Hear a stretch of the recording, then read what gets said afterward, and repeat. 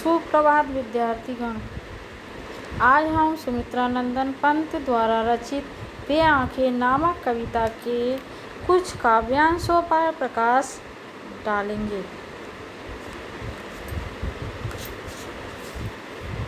सबसे पहले कविता का सार।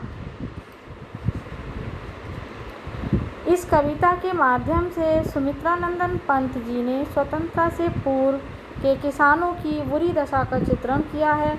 किसान की आंखें दुख और दीनता से भरी होती हैं। कभी किसान आज़ाद था, उसके पास उसकी अपनी ज़मीन थी, परिवार था, गाय बैल थे, हरी भरी खेती थी। आज उसके पास कुछ नहीं है। एक बेटा था जिसे महाजन ने मरवा दिया। उसके खेत बैल व उजरी गाय सब बिक गए। उसकी पत्नी दवाई न मिलने के कारण मर गई। पुत्र वधू को पतिघातीन कहा गया, जिससे उसने भी कुएं में डूबकर आत्महत्या कर ली। इस प्रकार से किसान अकेला रह गया। अब उसकी आंखों में केवल भयंकर दुख छाया है। काव्यांश नंबर 1। अंधकार की गुहा सरीखी उन आँखों से डरता है मन, भरा दूर तक उनमें दारुण दैन्य दुख का नीरव रोदन। अंधकार की गुहा सरीखी उन आँखों से डरता है मन, भरा दूर तक उनमें दारुण दैन्य दुख का नीरव रोदन। गुहा मतलब गुफा। सरीखी का अर्थ है समान। दारुण का अर्थ है भयंकर। दैन्य का अर्थ है दीनता। नीरव का अर्थ है मौन। और रोदन का अर्थ है रोना। रोदन का क्या अर्थ है? रोना। काव्यांश का अर्थ है यहाँ कवि ने किसान की दुख भरी आँखों का चित्रण किया है। छात्रों, यहाँ पर किसान की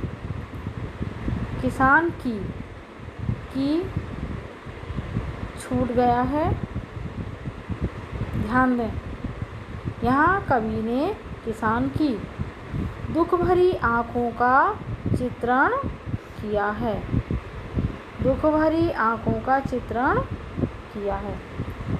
किसान की आँखें अंधेरी गुफा के समान हैं, जिनमें दूर दूर तक भयंकर दुख, दीनता अर्थात गरीबी, मौन, रुदन व्याप्त है। कवि का मन ऐसी दुख भरी आँखों को देखकर डरता है। कवि का मन ऐसी दुख भरी आँखों को देखकर डरता है। दोबारा देखें।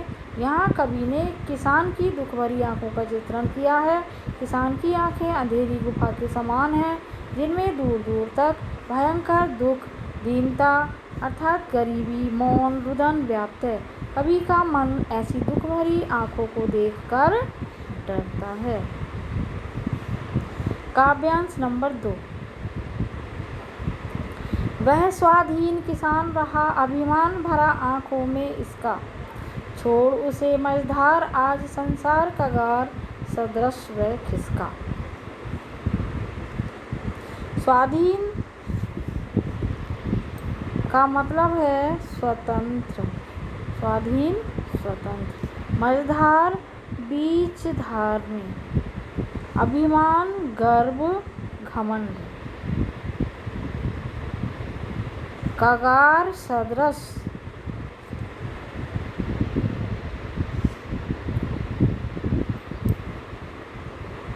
किनारे।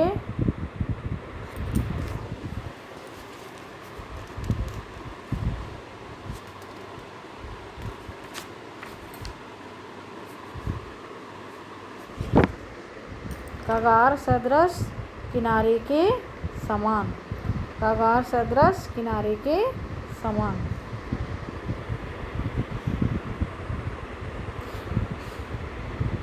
इसका अर्थ है कभी किसान स्वतंत्र था, उसकी आंखों में स्वाभिमान की चमक थी, तब समाज में उसकी मान मर्यादा थी, लेकिन आज उसका सब कुछ छिन चुका है। आज उसका सब कुछ छिन चुका है। उसका स्वाभिमान भी खो चुका है। जैसे कोई रेतीला किनारा ढहकर नदी के प्रवाह में बह जाता है, बहाव, वैसे ही लोगों ने उसे नदी की लहरों के बीच अकेला छोड़ दिया हो, अर्थात समस्याओं के बीच अकेला छोड़ दिया हो।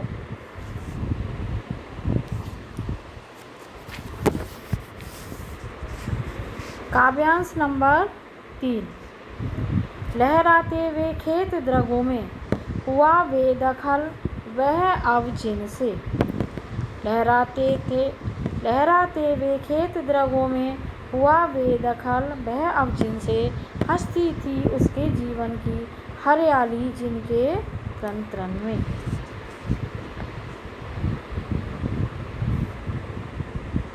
बेदखल अधिकार से वंचित,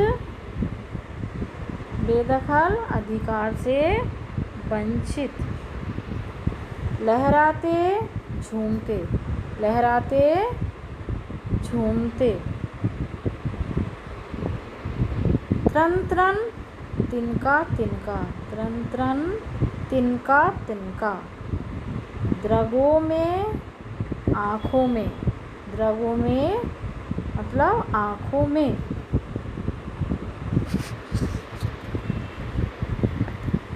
किसान के पास उसके हरे भरे खेत थे, जिनके त्रन त्रन तिनके तिनके से किसान के जीवन की खुशियाँ थीं। ये खेत आज किसान के पास नहीं है। सूदखोरों ने ऋण के बदले में किसान को उसके खेतों से बेदखल कर दिया है। किसान की आंखों में आज भी वे लहराते खेत झूम उठते हैं। किसान की आंखों में आज भी वे लहराते खेत झूम उठते हैं।